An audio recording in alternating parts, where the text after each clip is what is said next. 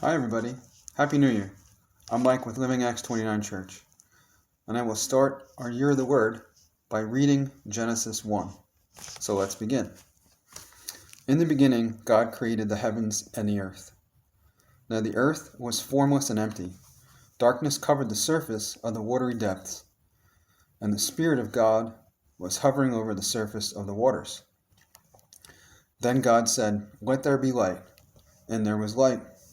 God saw that the light was good, and God separated the light from the darkness. God called the light day, and the darkness night. There was an evening, and there was a morning, one day. Then God said, "Let there be an expanse between the waters, separating water from water." So God made the expanse of the water under the expanse from the water above the expanse, and so it was. God called the expanse sky. Evening came, and then morning, the second day. Then God said, "Let the water under the sky be gathered into one place, and let the dry land appear." And it was so. God called the dry land earth, and the gathering of the water he called seas. And God saw that it was good. Then God said, "Let the earth produce vegetation, seed-bearing plants, and fruit trees on the earth, bearing fruit with seed in it according to their kinds." And it was so. The earth produced vegetation, seed-bearing plants according to their kinds, and trees bearing fruit with seed in it according to their kinds. And God saw that it was good. Evening came, and then morning, the third day. Then God said, "Let there be lights in the expanse of the sky to separate the day from the night. They will serve as signs for seasons and for days and years. They will be lights in the expanse of the sky to provide light on the earth." And it was so.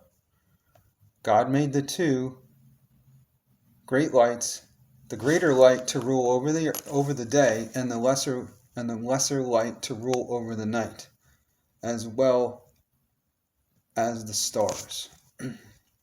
God placed them in the expanse over the sky to provide light on the earth, to rule the day and the night, and to separate light from darkness. And God saw that it was good. Evening came, and then morning, the fourth day. Then God said, "Let the water swarm with living creatures, and let birds fly above the earth across the expanse of the sky."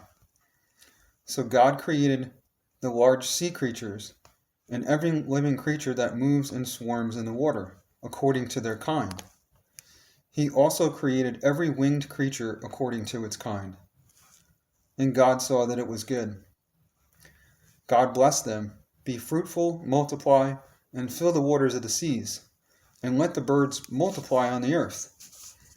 Evening came, and then morning, the fifth day. Then God said, "Let the earth produce living creatures according to their kinds, livestock, creatures that crawl, and the wildlife of the earth according to their kind." And it was so.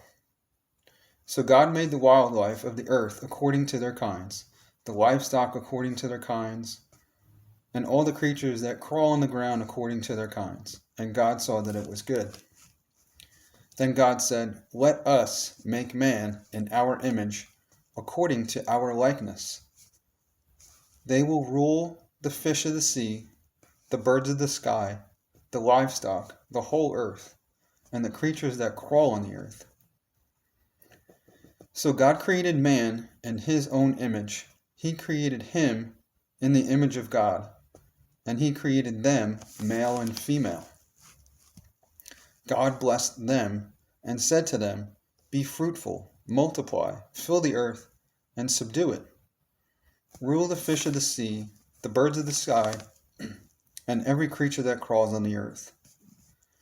God also said, "Look, I have given you every seed-bearing plant on the surface of the entire earth, and every tree whose fruit contains seed.